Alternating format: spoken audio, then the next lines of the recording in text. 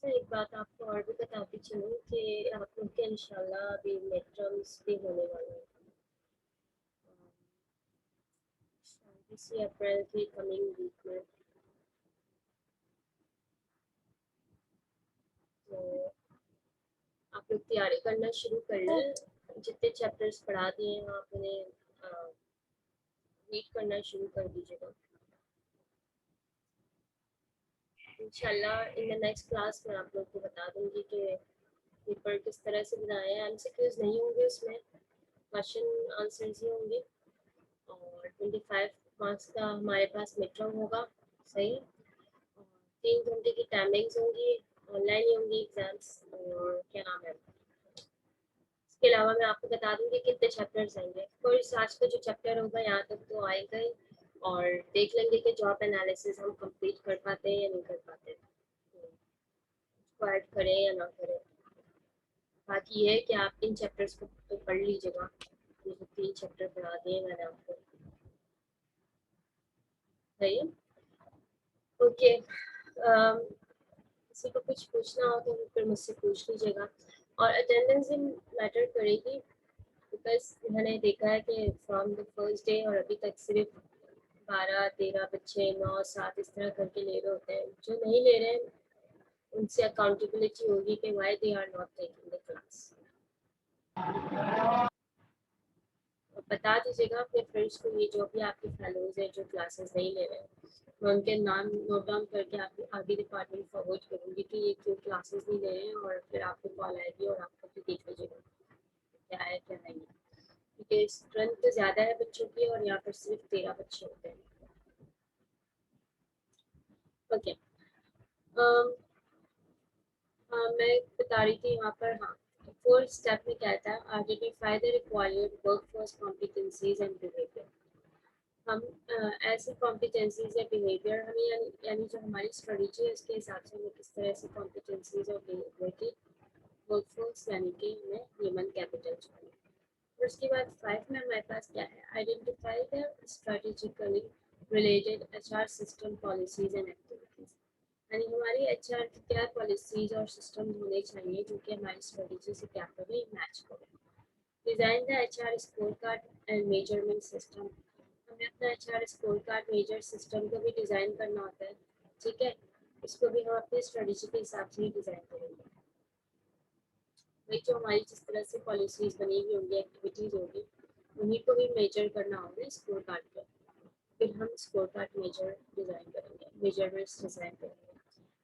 Then इसके बाद periodically evaluate the measurement system, और हम फिर इसको पीरियोडिकली या क्या नाम है, डिपेंड करता है, कुछ 6 मंथ्स के बाद करते हैं, कुछ वीकली बेस्ड करते हैं, कुछ ईयर बेस्ड करते हैं।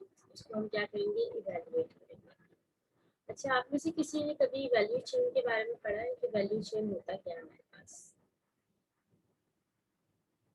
प्लीज आप लोगों से पूछूँ, आप पार्टिसिपेट करें। वैल्यू चेन पढ़ा है, what is value chain? No ma'am, इसके बारे में नहीं पढ़ा।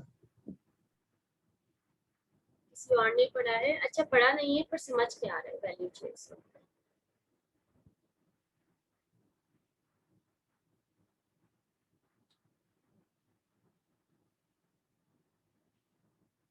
स्क्रीन के सामने आपके पास डेफिनेशन लिखी हुई है, आप बता तो सकते हैं ना कि आपको पढ़ के क्या समझ आ रहा है।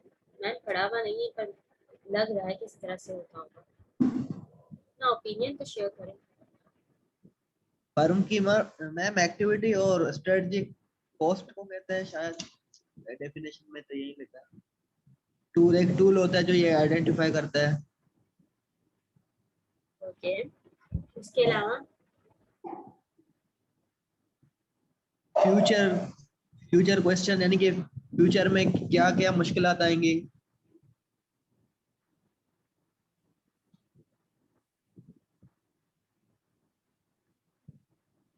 इसके अलावा और भी कोई मुझे आंसर कर दें, गर्ल्स में करें।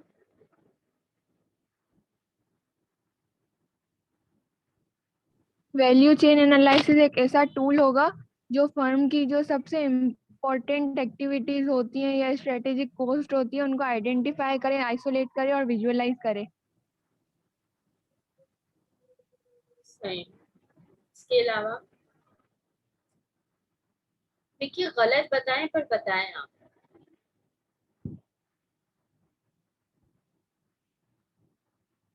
आ जाए मैम, कस्टमर के रिलेटिव सपोर्ट के लिए जो एक्टिविटीज होती हैं उसको भी देखते हैं। सही। और कोई बताए।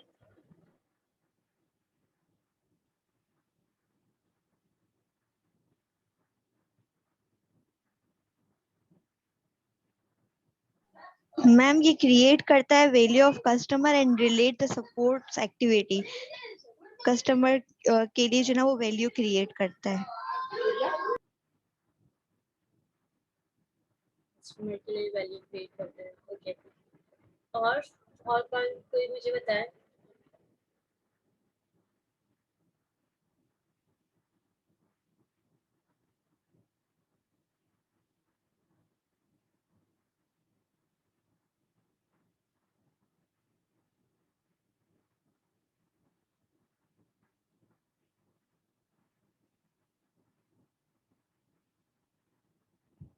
आप में से और कोई भी बता दें क्या समझ आ रहा है। हाँ, जो स्क्रीन पे डेफिनेशन लिखी है उसे पढ़ते हैं।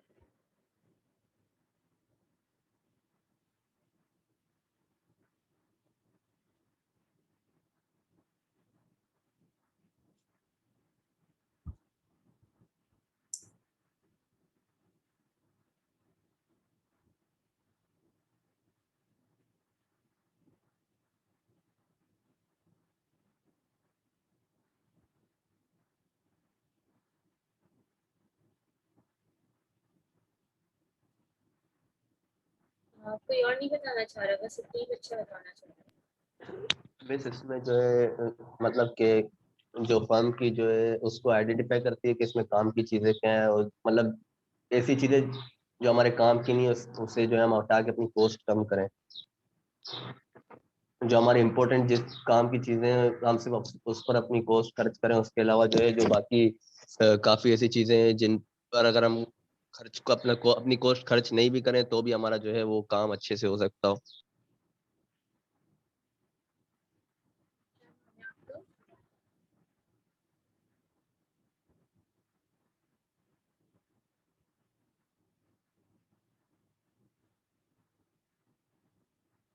इसके अलावा और कोई बताना चाहेगा वैल्यू चेन एनालिसिस क्या होता है।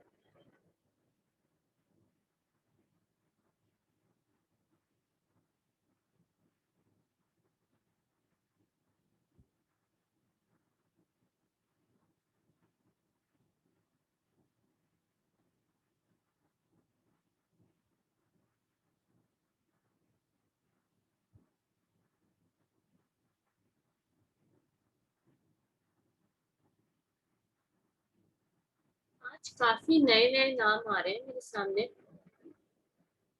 क्लास को ज्वाइन करने के लिए। ये उजी उजी कौन है। उजी आप जरा मुझे बताएं वैल्यू चेन एनालिसिस होता क्या है। कोई बहुत रॉकिंग सा नाम लग रहा है मुझे, और मैं पहली बार देख रही हूँ यहाँ क्लास कोई ले रहा है।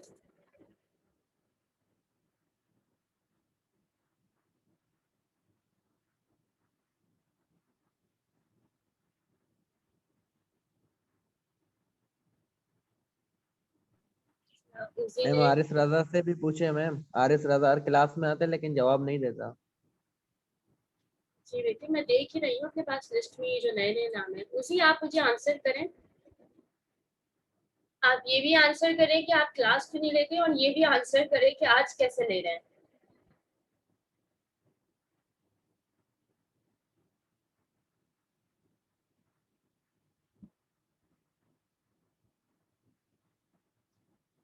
वेल सारे आंसर मुझे पेपर वाले दिन मिल जाएंगे इंशाल्लाह।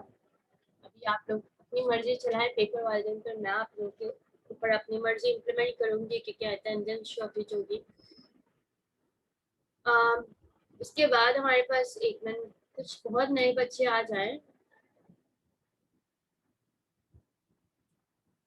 रबील कादिर आप मुझे बताएं ये वैल्यू चेन एनालिसिस क्या होता है और आज आप क्लास कैसे ले रहे हैं।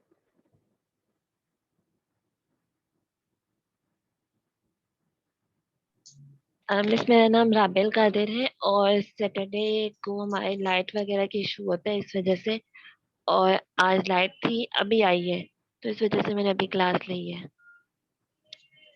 हमारी 2 से 3 क्लासेस जो है ना वेडनेसडे को भी होगी है। मिस मैंने सिर्फ 1 या 2 क्लासेस मिस की है, बाकी मैंने ली हैं। देखिए बेटे, जो क्लासेस ले रहे होते हैं उनके नाम मुझे ऑलमोस्ट याद होता है, क्योंकि मैं बार बार जो है ना एडमिट करके और यहाँ पर जो साइट पे लिस्ट है ना उनमें मैं नाम पढ़ रही होती हूँ। तो आपका नाम तो मैंने आज ही देखा है। खैर मैं देखूंगी आपकी पिछली रिकॉर्डिंग में कितने स्क्रीनशॉट सबके लेके रखे हुए हैं और रिकॉर्डेड है सारे सेशन। तो वो तो खैर आपको आपका फेयर अटेंडेंस मिल जाएगा, पर व्हाटएवर द इशू इज आपको क्लासेस तो लेनी पड़ेंगी। आप नहीं लेंगे तो आपको बैठने ही नहीं दिया जाएगा पेपर में। अभी मिड टर्म आने वाले हैं, फिर आपको पता चलेगा। आप मुझे आंसर करिए, वैल्यू चेन एनालिसिस होता क्या है?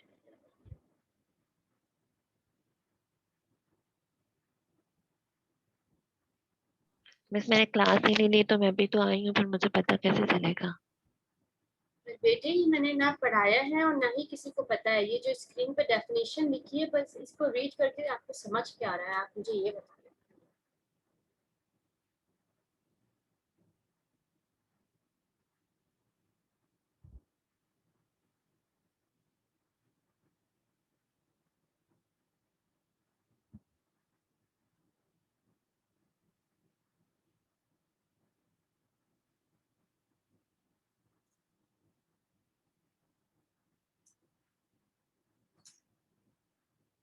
चलें, आप रीड करके भी नहीं बताना चाह रही हैं। ये तौहीद अहमद, ये आप मुझे जरा बताएं, आप आज क्लास में किस तरह से आ गए?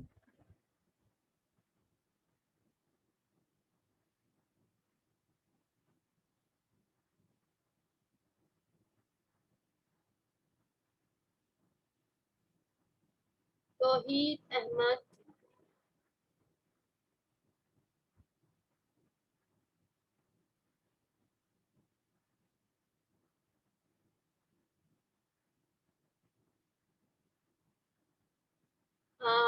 फिर उसके अलावा है फजैल अजीम।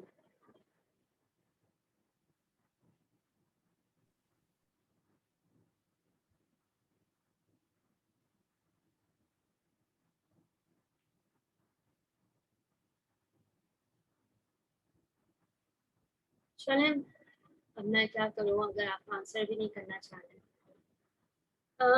वैल्यू चेन एनालिसिस आप लोगों ने, हमने पिछले स्लाइड्स में जिन बच्चों ने क्लासेस ली है, आप लोगों ने मैकल एस पॉटर के बारे में तो हमने पढ़ा था थोड़ा सा, ठीक है। तो ये वैल्यू चेन एनालिसिस का जो वैल्यू चेन है, ये किसने कॉन्सेप्ट किसने किया है? पॉटर के नाम से आता है, पॉटर वैल्यू चेन के नाम से आता है। इसको और थोड़ा सा डिटेल में पढ़ेंगे इंशाल्लाह। पहले मैं ये जो स्क्रीन पे है इसको एक दफ़ा डिस्कस कर लूँ, फिर इससे हट के हम थोड़ा सा जाएंगे कि उन्होंने क्या बताया था अपने मॉडल में। अच्छा, इसमें इन्होंने पहले तो लिखा हुआ है कि वैल्यू चेंज, वैल्यू से सबसे पहले तो पता चल रहा है कि वो वाली चीज़ें जो भी हमारे पास मैन्युफैक्चरिंग हो रही है या हम जो भी सर्विस प्रोवाइड कर रहे हैं, हम वो वाले काम करें या वो चीज़ें करें जो वैल्यू ऐड करें, ठीक है। तो वैल्यू चेन एनालिसिस आपने सप्लाई चेन भी पढ़ा है ना, यानी कि वो वाला चेन यानी वो वाला प्रोसेस जिससे हमारे पास क्या हो, वैल्यू ऐड हो, ठीक है। तो ये कह रहे हैं कि ये टूल है हमारे पास, ठीक है। टूल है, this is simply a tool for identifying यानी किसी चीज को रिकॉग्नाइज करना, ठीक है। आइसोलेटिंग यानी कि उसको सेपरेट करना, विजुअलाइजिंग यानी कि विजुअलाइज यानी कि उसको देखना, एंड एनालाइज और एनालाइज करना, ठीक है। The firm most important activities, जो फर्म की मोस्ट इम्पॉर्टेंट एक्टिविटीज है। अब हमें कैसे पता चलेगा कि फर्म की मोस्ट इम्पॉर्टेंट एक्टिविटीज क्या है? हमें ये इस तरह से पता चलेगा कि हमारे पास जो स्ट्रेटेजी बनी हुई है उसको अचीव करने में जो जो चीज़ें हमें सबसे ज़्यादा हेल्प आउट करेंगी वो हमारे पास इम्पॉर्टेंट एक्टिविटी होगी, ठीक है। अभी मिड टर्म्स हो रहे हैं, सबसे मोस्ट इम्पॉर्टेंट एक्टिविटीज क्या है भाई? 3 चैप्टर पढ़ना मोस्ट इम्पॉर्टेंट एक्टिविटी है, सही है। बाकी बुक भी इम्पॉर्टेंट है, पर फिलहाल हमारा जो टारगेट है उससे ये 3 चैप्टर लेंगे, तो ये मोस्ट इम्पॉर्टेंट है कि भाई हम पहले ये पढ़ लें, तो हमारा जो अभी मिड में ये क्लियर हो जाएगा। तो कंपनी की जो मोस्ट इम्पॉर्टेंट एक्टिविटी है उनको एनालाइज करना, ठीक है, एंड स्ट्रेटेजिक कॉस्ट, ठीक है, और स्ट्रेटेजिक कॉस्ट क्या है हमारी, ठीक है। तो ये हमारे पास डेफिनेशन लिखी हुई है। फिर उसके बाद लिखा हुआ है कि identifying the primary and crucial activity. अच्छा, हमारे पास दो तरह की एक्टिविटीज होती है, इसमें एक प्राइमरी एक्टिविटीज होती है और एक इसके अलावा हमारे पास क्या होती है,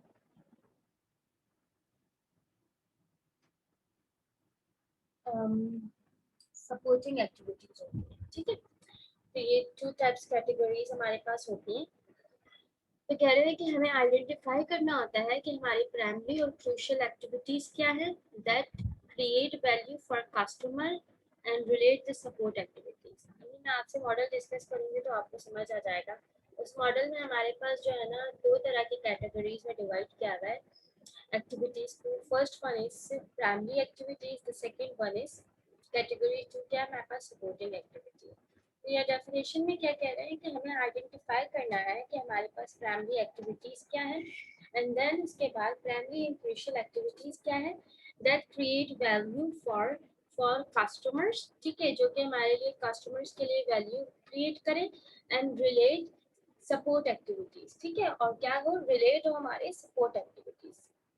देन इसके बाद हमारे पास इन्होंने क्या लिखा हुआ है यहाँ पर नीचे, each activity is part of a process of designing, producing, marketing and delivering the company product or services।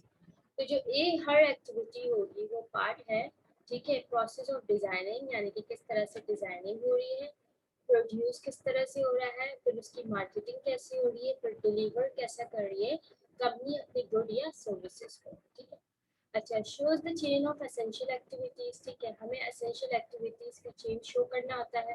Promote future questions को प्रमोट करना होता है। अच्छा, ये तो इन्होंने अपने पास ये जो लिमिटेड नॉलेज यहाँ पे दी हुई है, फिर इन्होंने एग्जांपल भी दी हुई है, इससे हम देखते हैं। पहले हम वैल्यू चेन को थोड़ा सा और डिस्कस कर लेते हैं। अच्छा, जो वाटर का वैल्यू चेन है मॉडल, उसमें हमारे पास क्या क्या चीजें आ रही हैं। मैंने आपको बताया था कि दो तरह के एक्टिविटीज में कैटेगराइज किया हुआ है। सबसे पहले हमारे पास प्राइमरी एक्टिविटीज है, एंड देन इसके बाद हमारे पास सबऑर्डिनेटिंग एक्टिविटीज है, ठीक है। तो प्राइमरी एक्टिविटीज में हमारे पास जो है ना क्या क्या चीजें आ रही है, हमारे पास सबसे पहले इनबाउंड लॉजिस्टिक आ रहा है, ठीक है। इसके अलावा फिर हमारे पास सेकंड नंबर में ऑपरेशन आ रहे हैं, ये हमारी प्राइमरी एक्टिविटी है। फिर आउटबाउंड लॉजिस्टिक्स आ रहे हैं, फिर मार्केट एंड सेलिंग्स आ रही है, एंड फिर सर्विसेज आ रहे हैं। ये हमारे क्या है, प्राइमरी एक्टिविटीज है। सही है, इनको हम वन बाय वन थोड़ा सा डिस्कस कर लेंगे।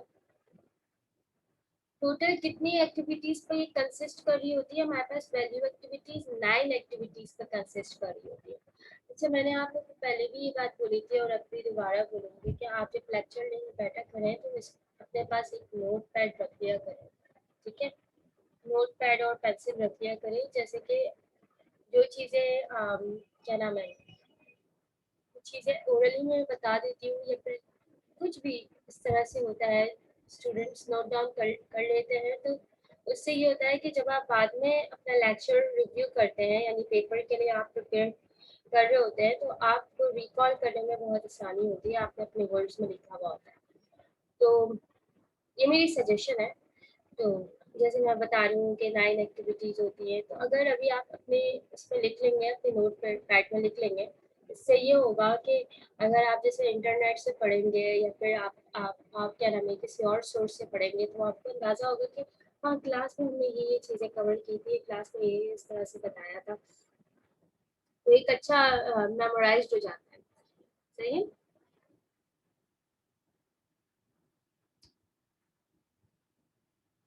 सही। मैं आपके साथ ग्रुप पे एक पिक्चर शेयर कर रही हूँ, बिकॉज जाहिर सी बात है, मैं आप लोग को एक चीज़ बता रही हूँ तो आप लोग को ऐसे ओरली बता रही हूँ, तो वो समझ पता नहीं आ रही होगी नहीं आ रही होगी, तो आप इसे देख सकते हैं साथ ही साथ मोबाइल पर ओपन करके। डायग्राम आप थोड़ा देखेंगे तो आपको थोड़ा सा अंदाजा हो जाएगा। सही। ओके, तो हमारे पास क्या डायग्राम में मैं आपको जैसे बता रही हूँ कि प्राइमरी एक्टिविटीज हो गई एंड सेकंड सपोर्टिंग एक्टिविटीज हो गई। प्राइमरी एक्टिविटीज में हमारे पास कौन कौन सी एक्टिविटीज आ गई हैं, इनबाउंड लॉजिस्टिक्स आ गए, ऑपरेशंस आ गए, आउटबाउंड लॉजिस्टिक्स आ गए, मार्केटिंग एंड सेल्स आ गए, और उसके अलावा सर्विसेज आ गए। ये हमारे पास 5 एक्टिविटीज हमारे पास प्राइमरी आ गई, ठीक है। एंड देन इसके बाद हमारे पास सपोर्टिंग एक्टिविटीज में जो है ना, इंफ्रास्ट्रक्चर ऑफ कंपनी आ गया, ठीक है, क्या इसका इंफ्रास्ट्रक्चर होगा, और ह्यूमन रिसोर्स मैनेजमेंट क्या होगी, फिर टेक्नोलॉजी डेवलपमेंट क्या होगी, एंड प्रोक्योरमेंट क्या होगी, प्रोक्योरमेंट क्या होगी, ठीक है। तो ये हमारे पास क्या हो गई, सपोर्टिंग एक्टिविटीज हो गई।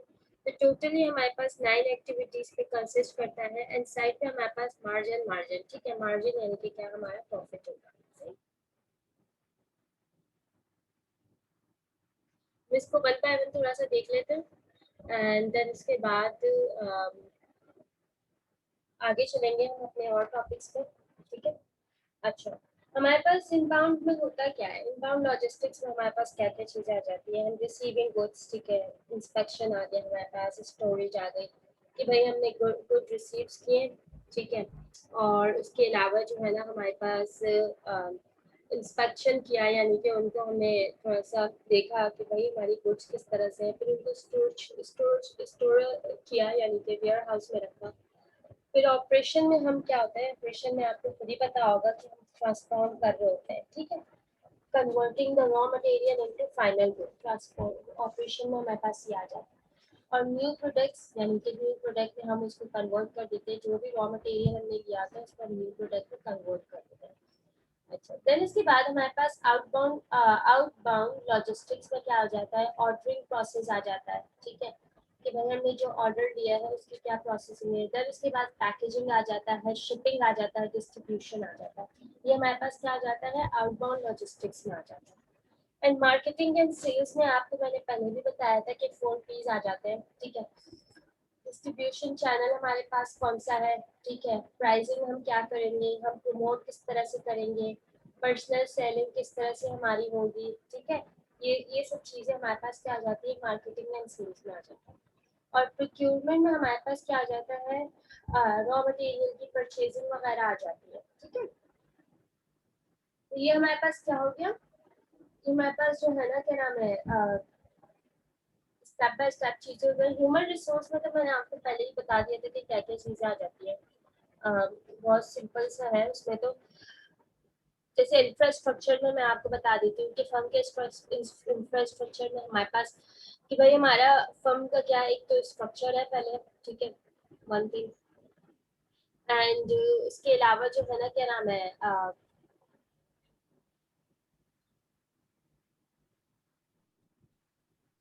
इसके अलावा जो है ना, मैनेजमेंट किस तरह से है हमारे पास, क्या है, हायरार्की ट्रेडिशनल है, ओपन है, लूज है, फाइनेंस हमारा कितना है, ठीक है, क्या हमारा बजट है ऑर्गेनाइजेशन का, लीगली हमारे पास क्या क्या हमारे ऊपर जो है ना रिस्ट्रिक्शंस लगी हुई है, ठीक है, लीगल अफेयर्स क्या है, और हमारी प्लानिंग क्या है। ये हमारे पास फर्म इंफ्रास्ट्रक्चर में ये चीजें कवर हो जाती है। देन इसके बाद हमारे पास ह्यूमन रिसोर्स मैनेजमेंट में हमारे पास आ जाता है प्रोफेशनल डेवलपमेंट, ठीक है, कि भाई कैरियर डेवलपमेंट क्या है, कितनी ग्रोथ है, ठीक है, एम्प्लॉय के लिए क्या ग्रोथ है, ठीक है, अगर कोई बंदा आ रहा है ऑर्गेनाइजेशन में, वो 5 साल बाद 6 साल बाद क्या बन के निकलेगा और उसे क्या क्या चीजें आएंगी, ठीक है। तो प्रोफेशनल डेवलपमेंट कितनी है, एम्प्लॉय रिलेशंस कैसे हैं, आप अपने एम्प्लॉय को किस तरह से ट्रीट करते हैं, ठीक है, ह्यूमन की तरह ट्रीट करते हैं या फिर लेबर की तरह ट्रीट करते हैं, किस तरह नाइसली ट्रीट करते हैं, ठीक है। परफॉर्मेंस अप्रेजल, परफॉर्मेंस क्या है, क्या अप्रेजल आ रही है, परफॉर्मेंस क्या, परफॉर्मेंस अप्रेजल यानी कि आप परफॉर्मेंस को भी इवैल्यूएट करते हैं ना। ये परफॉर्मेंस अप्रेजल इंशाल्लाह हम डिटेल में पढ़ेंगे कमिंग चैप्टर्स में। एंड रिक्रूटमेंट, ठीक है, हायरिंग किस तरह से हो रही है, हमारा हायरिंग क्राइटेरिया क्या है, हम किस तरह से एम्प्लॉयज को हायर कर रहे हैं। एंड देन इसके बाद हमारे पास कॉम्पिटिटिव वेजेस क्या है, हम क्या वेजेस प्रोवाइड कर रहे हैं, हमारी जो है ना वेजेस का कॉम्पिटिटिव है मार्केट में या नहीं, या हमारा कॉम्पिटिटर उनसे ज्यादा वेज प्रोवाइड कर रहा है। एंड देन उसके बाद हमारे पास ट्रेनिंग प्रोग्राम्स, हमारी ट्रेनिंग प्रोग्राम्स क्या है, ठीक है, हम क्या क्या ट्रेनिंग अपने एम्प्लॉय को प्रोवाइड कर रहे हैं, ठीक है। तो ये सब चीजें हमारे पास क्या आ गई, ह्यूमन रिसोर्स में आ गई, ठीक है। एंड देन इसके बाद हमारे पास टेक्नोलॉजिकल डेवलपमेंट, जो कि बहुत इंपॉर्टेंट फैक्टर है आजकल के दौर में, ठीक है। जिस ऑर्गेनाइजेशन के पास आजकल टेक्नोलॉजी है तो वो ऑर्गेनाइजेशन सर्वाइव कर रही है, अदरवाइज जो है ना क्या नाम है ड्रॉबैक है, बिकॉज आजकल कोई भी काम बगैर टेक्नोलॉजी के हो ही नहीं सकता। ओके, तो हमारे पास इंटीग्रेट सप्लाई चेन सिस्टम होना चाहिए। ठीक है, मैंने आपको पिछले क्लासेस में सप्लाई चेन का एक बहुत सिंपल सा वो बताया था, चेन क्या होती है, इसमें कौन कौन से एक्टर हमारे पास इन्वॉल्व होते हैं। इसको हम डिटेल में ऑफकोर्स पढ़ते अगर हमारे पास क्या नाम है, फिर हम आउट ऑफ टॉपिक ही चले जाएंगे, हो सकता है कमिंग क्लासेस में पढ़ लें, बट अभी फिलहाल तो नहीं पढ़ा हमने, मतलब बेसिक सही एक चेन बस डिस्कस किया। देन इसके बाद हमारे पास क्या है, रियल टाइम सेल इन्फॉर्मेशन, यानी हमारे पास रियल टाइम सेल इन्फॉर्मेशन भी होनी चाहिए। ये भी हमें क्या होगा, टेक्नोलॉजी से ही पता चलेगा। ठीक है, जो हमारे पास सॉफ्टवेयर वगैरह होंगे या हमारे पास इस तरह से हमें चीज़ें डेवलप की हुई होंगी तो हमें पता चल रहा होगा कि हमारी डे टू डे सेल कितनी हो रही है, हम लॉस में जा रहे हैं, प्रॉफिट में जा रहे हैं। ठीक है, अच्छा प्रोक्योरमेंट में हमारे पास क्या लिखा हुआ है, रियल टाइम इन्वेंट्री क्या है। ठीक है, रियल टाइम इन्वेंट्री यानी कि क्या कि हमारे डे टू डे इन्वेंट्रीज वगैरह हो रही है। ठीक है, एंड देन इसके बाद कम्युनिकेशन विद सप्लायर्स, हमारी सप्लायर्स के साथ क्या कम्युनिकेशन है, परचेज सप्लायर से परचेज सप्लाईज एंड मटेरियल। और हम क्या क्या क्या हम मैंने आपको ये बताया है कि परचेजिंग रॉ मटेरियल में क्या आ जाता है, प्रोक्योरमेंट आ जाता है, हम क्या क्या रॉ मटेरियल वगैरह क्या कर रहे हैं, परचेज कर रहे हैं। अच्छा, ये मैंने आपको ये वैल्यू चेन एनालिसिस का मॉडल आपसे डिस्कस कर लिया है, सही है, वो बहुत बेसिक सा है। ठीक है, इंशाल्लाह। मैम ये सर्विस में ग्रेटर्स लिखा हुआ है, इसका क्या मतलब है? प्राइमरी एक्टिविटी के सर्विस में ग्रेटर्स। एक मिनट, लेट मी सी, मैंने उसको इतना गौर से डायग्राम को नहीं देखा, मैंने आपको तो सर्विस में क्या लिखा हुआ है, ग्रेटर्स। एक मिनट, डिलीवरी आ गया, इंस्टॉलेशन आ गया, रिपेयर आ गया, कस्टमर सर्विस फोकस्ड आ गया, एंड ग्रीटर्स। ग्रीटर्स ग्रीटर्स का मतलब आपको पता है? No ma'am. नहीं पता आपको ग्रीटर्स का मतलब? नहीं। ओके, ये कह रहे हैं कि जो person employed to greet customers at a shop, ठीक है, और रेस्टोरेंट और अदर बिजनेस। तो ग्रीटर्स हमारे पास होते कौन है, पहले तो आप ये देखें, यानी कि भाई आपको मैं बता रही हूँ, जैसे कि आप किसी शॉप पे या कहीं जाते हैं, ग्रीट करना, किसी को वेलकम करना। ठीक है, यानी किसी भी शॉप पे आप जा रहे हैं, किसी भी मॉल पे जा रहे हैं और गेट पे कोई खड़ा हुआ है, या फिर जैसे आप इंटर होते हैं तो सामने जो स्टाफ होता है वो आपको बहुत अच्छे से जो है ना क्या नाम है ग्रीट करता है, यानी वेलकम करता है, और आपसे कहता है हेलो मैम, अस्सलाम वालेकुम, हेलो सर, अस्सलाम वालेकुम, आपको क्या चाहिए, how can I help you, ma'am आपकी तबीयत कैसी है, अच्छा आपको ये चाहिए, ये यहाँ से मिल जाएगा, हंस हंस के प्यारी प्यारी स्माइल करके आपसे बात कर रही होता है या कर रहा होता है। कभी आपने नोटिस किया है? Yes ma'am. हाँ, तो उससे ये कह रहे हैं कि ग्रीटर्स यानी कि जो कि आपको बहुत ज़्यादा अच्छे से ग्रीट करें, आपको रेस्टोरेंट पे या शॉप पे जो भी कस्टमर, आपने देखा होगा रेस्टोरेंट पे भी आप जैसे भी जाते हैं, कोई गेट खोलता है, फिर उसके बाद एक मैनेजर होता है, वो आपको सलाम करता है, देन उसके बाद आपकी चेयर पीछे करता है। हर जगह की मैं ये बात नहीं कर रही हूँ, मैं आपको एक्सपेंसिव जगहों की बात कर रही हूँ, जो कि क्या नाम है बड़े फोकस्ड होते हैं अपने कस्टमर्स को लेकर। तो एंड देन इसके बाद जो है ना क्या नाम है आपसे स्माइल करके ऑर्डर लेंगे, एंड देन इसके बाद आप जब जाएंगे तो आपको जो है ना उसके साथ कॉम्प्लीमेंट भी देंगे, कोई भी आपको कैंडीज दे देंगे या फिर आपको कोई कुकी दे देंगे। ठीक है, तो ये से कह रहे हैं कि a person who greet people at the entrance of a shop, restaurant and casino. ठीक है, तो ये इसे हम कहते हैं कि ग्रीटर्स से कह रहे हैं कि भाई आपके जो कौन से वाले में, सर्विसेज में, सर्विसेज का पार्ट है ना, आप सर्विस कर रहे हैं, सर्विस दे रहे हैं आप, ठीक है, कस्टमर्स को, तो उसमें आपके पास डिलीवरी भी ऑन टाइम होनी चाहिए, इंस्टॉलेशन यानी कि भाई अगर आप ऑनलाइन कर रहे हैं तो आपके पास इतनी कैपेसिटी हो या फिर आपका इतना स्टॉक रखा हुआ, रिपेयरिंग भी होनी चाहिए, रिपेयरिंग आपके पास होनी चाहिए कि कोई भी अगर आपकी चीज़ खराब निकलती है तो आप उसको रिपेयर करें। ग्रीटर्स यानी कि आपकी जो भी शॉप पे, रेस्टोरेंट पे या फिर आपके जो भी सेलिंग एरिया है जहाँ पर आप बेच रहे हैं चीज, ठीक है, जो आपका सेलिंग स्पॉट है या पॉइंट है, वहाँ पर आपके जो स्टाफ है यानी जो आपने हायरिंग की है वो अच्छे से ग्रीट करें किसको, कस्टमर्स को। और कस्टमर सर्विस फोकस होना चाहिए, यानी कि बस हर तरह से जो है ना आप कस्टमर को क्या करना है, सेटिस्फाई करना है। समझ आ गया आपको? Yes ma'am. ओके, किसी और को कुछ पूछना है?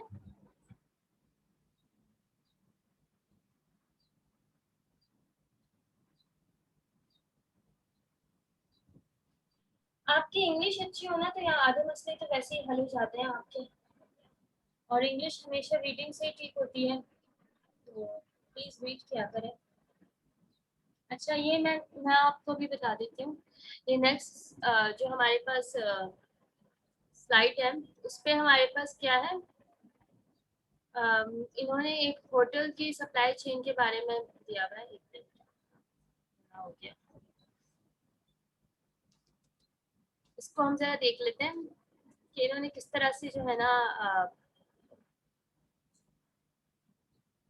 इन्होंने सबसे ऊपर प्राइमरी एक्टिविटीज ऊपर की हुई है, नीचे सपोर्टिंग एक्टिविटीज की हुई है। अच्छा, आप इनको जरा देखें ना, अब इन्होंने सबसे पहले कोई पेरिस की जो है ना होटल के बारे में इन्होंने बताया हुआ है, ठीक है, और इनको जो है ना इन्होंने किस तरह से क्या हुआ है कि आउटबाउंड गेस्ट सर्विस में, आउटबाउंड जो है ना गेस्ट सर्विस में क्या क्या इन्होंने चीजें लिखी हुई हैं।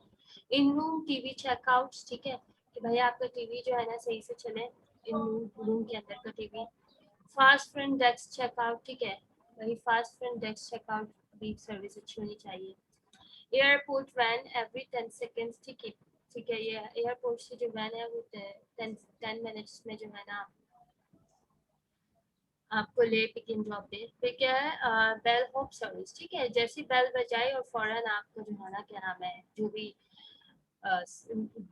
ऑर्डर हो वो लेने के लिए फौरन आ जाए, बेल बजाए तो फौरन से रूम में आ जाए कि क्या काम है आपको, किस तरह से। अम्यूनिटीज में इन्होंने 5 स्टार फूड एंड सर्विसेज लिखा है, एक्सपर्ट पर्सनल ट्रेनर लिखा हुआ है, 24 आवर पूल लिखा हुआ है। हर कंपनी का, हर होटल का डिफरेंट हो सकता है, ये इन्होंने पेरिस के किसी होटल का दिया हुआ है। इन रूम सर्विसेज में इन्होंने क्लीन रूम्स दिए हुए हैं, 24 आवर रूम सर्विसेज दिए हुए हैं, 200 चैनल टीवी। अब ये देखे जरा, मैंने मुझे आज तक नहीं पता था कि 200 चैनल्स होते हैं। ओके, और इसके बाद इनबाउंड गेस्ट सर्विसेज में इन्होंने एयरपोर्ट पिकअप दिया हुआ है कि आपको एयरपोर्ट से पिकअप किया जाएगा। Front door welcome and unloading, आपको भाई फ्रंट डोर से जो है ना यानी कि डोर खोल के आपको वेलकम किया जाएगा और अनलोड किया जाएगा आपके सामान को, जो भी आपके पास लगेज वगैरह होगा। क्विक फ्रंट डेस्क सर्विस होगी हमारे पास, ठीक है, जो भी आपके आप जाके के ज़्यादा से ज़्यादा आपको अपना रूम नंबर और कीज देने होते हैं, तो वहाँ पे भी आपको क्विक सर्विस दी जाएगी। और उसके बाद हमारे पास क्या लिखा हुआ है, गेस्ट रिजर्वेशन में हमारे पास क्या है, take call by third ring, यानी कि थर्ड रिंग पे, यानी वैसे तो इन्होंने बोला है कि फर्स्ट से सेकंड रिंग पे हम ले लें, पर थर्ड रिंग पे जो है ना कॉल बस लाजमी उठा लेनी है, यानी थर्ड से ज़्यादा रिंग बजे ही ना, ठीक है। प्रोफेशनल हैंडलिंग ऑफ क्वेश्चन, ठीक है, जो भी क्वेरीज होंगी हमारे पास वहाँ पर जो गेस्ट रुकने आएगा उसको जो है ना प्रोफेशनली हैंडल किया जाएगा। 3 मिनट फैक्स रिजर्वेशन होगी, ये टाइमिंग्स होगी। अच्छा, मार्केटिंग एंड सेलिंग में इन्होंने क्या क्या स्ट्रेटजीज ली हुई है, एडवर्टाइजमेंट ली हुई है, सेल्स क्लर्क ट्रेनिंग्स ली हुई है, मार्केट रिसर्च लिया हुआ है, ठीक है, रिसर्च मतलब। अच्छा, ये हमारे पास तो ये प्राइमरी एक्टिविटीज हो गई। सपोर्टिंग एक्टिविटीज में इन्होंने क्या क्या चीजें लिखी हुई है, ह्यूमन रिसोर्स में इन्होंने बोला है कि हम रिक्रूटमेंट करेंगे, सिलेक्शन करेंगे, ट्रेनिंग करेंगे, अप्रेजल करेंगे, कंपनसेशन देंगे, वही जो नॉर्मल एचआर के काम होते हैं वो है। जर्नल एडमिनिस्ट्रेशन में इन्होंने लिखा हुआ है कि हम जर्नल मैनेजमेंट करेंगे, अकाउंटिंग करेंगे, सेफ्टी करेंगे एंड मेंटेनेंस करेंगे। एंड टेक्नोलॉजी में हमारे पास कह रहे हैं कि हमारे पास कंप्यूटर सिस्टम्स होंगे, फोन्स होंगे, इंटरनेट सिस्टम होगा और टीवी सर्विस होगा। अच्छा, ये तो इन्होंने एक होटल का दिया हुआ है। ओके, मैं आपको एक केस स्टडी दूंगी, ठीक है, और उसको आपको पढ़ना है और इसके जो है ना आपको वैल्यू चेन एनालिसिस करना है, ठीक है। तो ये आपके नेक्स्ट क्लास के लिए असाइनमेंट है, इंशाल्लाह मैं आपसे शेयर कर लूँगी ग्रुप पे, सही है, और आप उसे पढ़ लीजिएगा। आई होप कि आप इंजॉय करेंगे उसे बहुत ज़्यादा।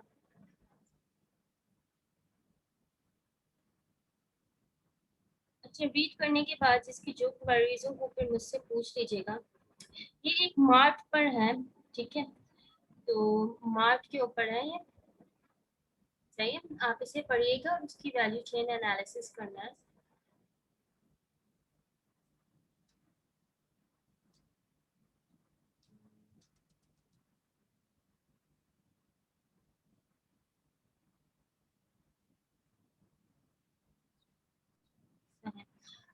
मैं आपसे ग्रुप पे शेयर कर लेती हूँ, एक minute, let me share with you.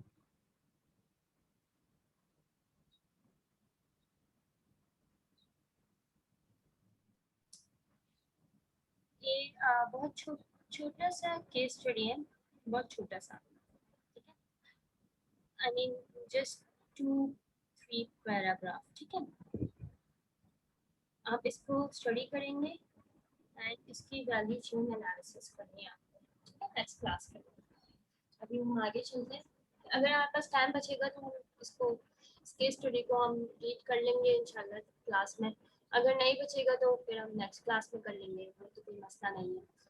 अच्छा, ये इन्होंने आप HR score card for the hotel Paris international corporation का दिया हुआ है।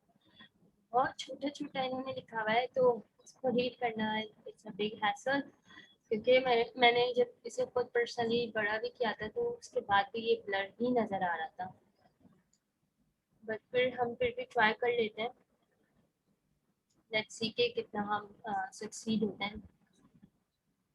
आप इसे थोड़ा खुद देखें और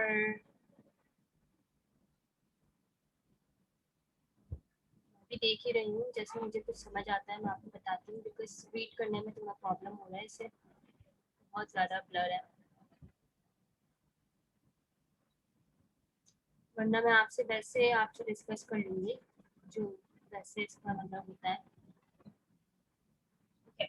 आई थिंक सो मैं ऐसे ही डिस्कस कर लेती हूँ आपसे। हमारे पास क्या है,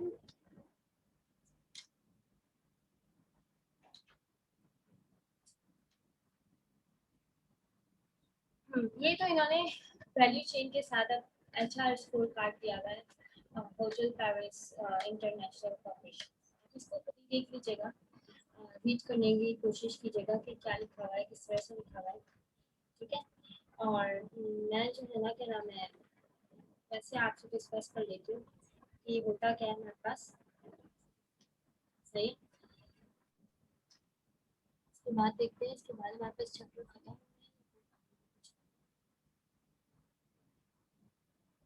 या चैप्टर खत्म हो गया, ओके। काफ़ी मुश्किल हो रहा है इसको रीड करने में, तो इट्स ओके, हम वैसे ही जर्नल डिस्कशन कर लेते हैं। स्ट्रेटजी परफॉर्मेंस मैट्रिक्स कोशिश कर रही हूँ, मतलब बुक्स में वैसे ऐसा होता नहीं है, पता नहीं इस बार क्यों हुआ इस तरह से। सही कोशिश मैं कर रही हूँ। फर्स्ट वन पॉइंट हमारे पास क्या है, hotel Paris basic strategy themes. What basic themes must be in HR pursuit to help Hotel Paris achieve its strategic goal? ये इन्होंने फर्स्ट पॉइंट लिखा है, ठीक है। देन इसके बाद इन्होंने क्या बोला है कि strategic HR activities matrix, what HR function should be focused on and how we should be measured its